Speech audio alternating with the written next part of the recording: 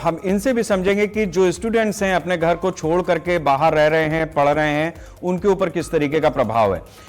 ये भी बात सही है कि चूंकि राजनीतिक दल हैं, किसी भी सरकार में जब इस तरीके की शेफलिंग होती है, महंगाई बढ़ती है, तो आरोप प्रत्यारोप का दौर चलता है।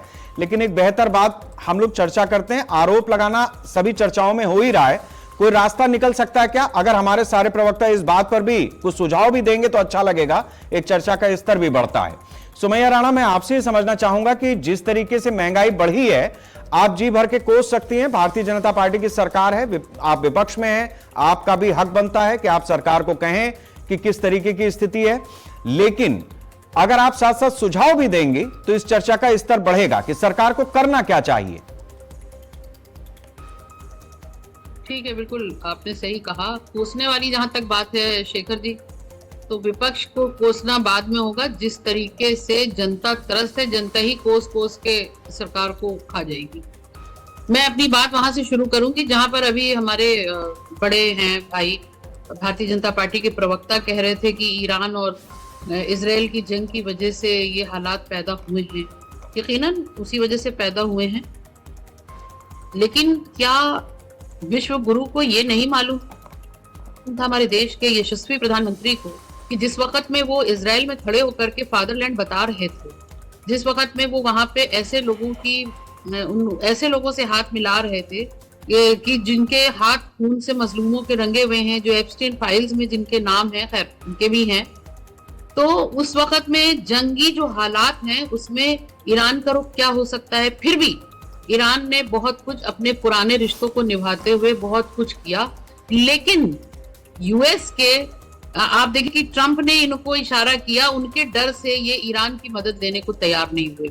मतलब ये अपने दोस्ताने तो निभा रहे हैं, किससे?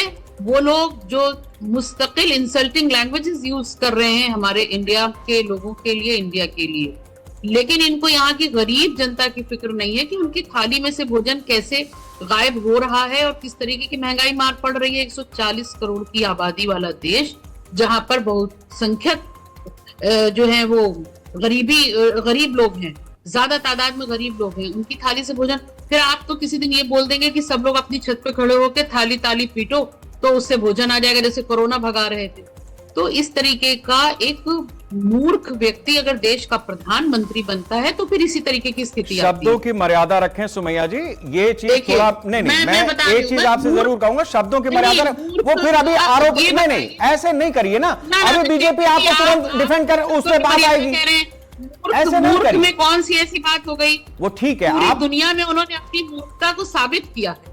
मैं दूसरी बात मेरी सुन लीजिए, बहुत देर से आप उनकी बात सुन रहे थे। मैं सिर्फ यहाँ ये कहना चाहती हूँ कि जिस वक्त में मुल्क दूरअंदेश सरकार होना चाहिए था, आपके मंत्रिमंडल, खुद मुख्यमंत्री, प्रधानमंत्री जी, क्या इस बात को, इस विषय को, जो हमारे जैसे लोग जो जिनको बहुत मालूमात नहीं है, वो इस बात को से आगाह हो रहे हैं कि महंगाई आने वाली है, उसके ये रीजंस हो सकते हैं, उसके ये निष्कर्ष हो सकते हैं। प्रधानमंत्री जी की क्या तैयारी है इसके लिए?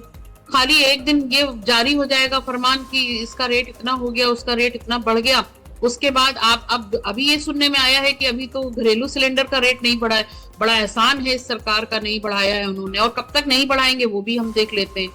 कुल मिला के कोई होमवर्क नहीं है, सारा होमवर्क जो है वो मुल्क के अंदर सांप्रदायिकता फैलाने पर लगाया भारतीय जनता पार्टी ने। जिस किस्म की तैयारियां होनी चाहिए थी वो नहीं की, और इजराइल की जो अभी ईरान की जंग चल रही थी उस पर जिस तरीके के बेवकूफी भरे बयान आए, जिस तरीके की इस तरीके का रवैया हुआ जिससे कि देश नुकसान उठा सकता था, उस पर विचार नहीं किया गया। और आप देख लीजिए कि आज जो शुरुआत हो चुकी है वो अभी यहाँ रुकने वाली नहीं है। मुझे जहां तक मैं जितना जान रही हूँ, ये चीजें अभी बहुत आगे तक जाएंगी। मैं दुआ करती हूँ। ठीक है सुमैया जी।